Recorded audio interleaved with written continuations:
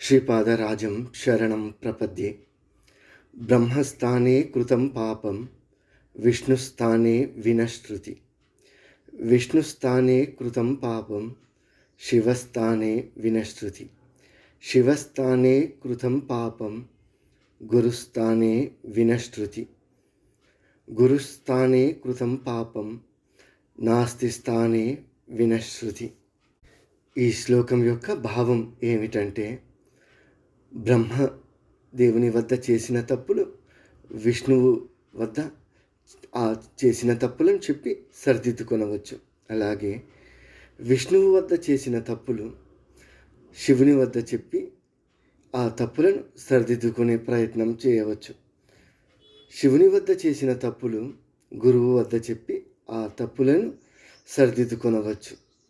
కానీ గురువుతో చేసిన తప్పులు ఎవరితోనైనా, త్రిమూర్తులతోనైనా, మరెవరితోనైనా ఎన్నిసార్లు చెప్పుకున్నా ఆ తప్పును సరిదిద్దుకొనలేము. ఇది ఆ శ్లోకం యొక్క భావం.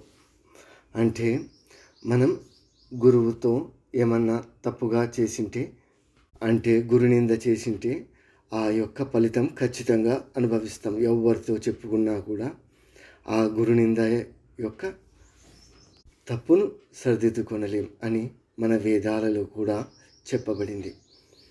శ్రీపాదరాజం శరణం ప్రపద్యే.